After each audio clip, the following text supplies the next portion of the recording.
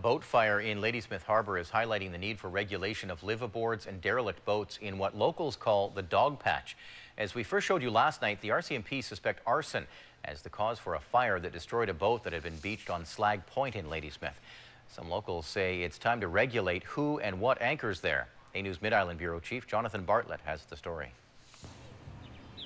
The Dogpatch, as it's called by locals, is a ragtag collection of boats of all sorts. Some of them legitimately anchored, others just abandoned. Still others are home to people like Tracy Pritchard, who loves the live-aboard lifestyle. What's not to love?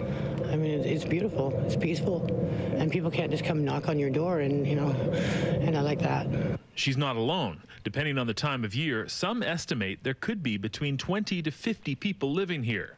But not everyone thinks the Dogpatch is so idyllic. Yeah, there's been a few police calls down here, and there's been a lot of things missing from time to time off of boats. I've been here 2.5 years, and we've always had a few incidents there, be it waterfront thefts or problems with people having fights on those barges that they live at there.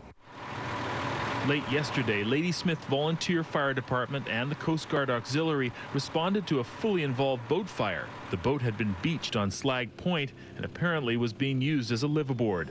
Police say the fire is suspicious. We do have a suspect in mind. The investigation is ongoing. We believe it was set on purposely. No one was hurt in the fire, although one person was treated for minor smoke inhalation.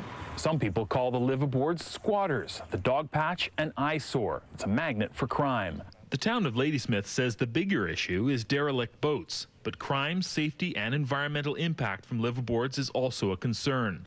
Some of the boats arrived here after Nanaimo started enforcing restrictions in their harbor. Unfortunately, a lot of them moved south here to Ladysmith Harbour, where there is no such legislation at this point. Ladysmith is working with the Integrated Land Management Branch to regulate and control who and what gets anchored here and for how long. Boaters in the area we spoke to today say regulation would help, but live-aboards should be allowed to stay. People of lower income and stuff should be allowed to be out in the water and live on a boat if they so choose, but at the same time, Dogpatch has a tendency to get a little bit out of hand. There are regulations in place. If they were enforced, there would be no problem. And Tracy Pritchard says she'd welcome those regulations within reason. I'll be more than compliant. Oh, definitely. I think sometimes you need some of that. I think they need to be realistic and talk to the people about it. In Ladysmith, Jonathan Bartlett, A News.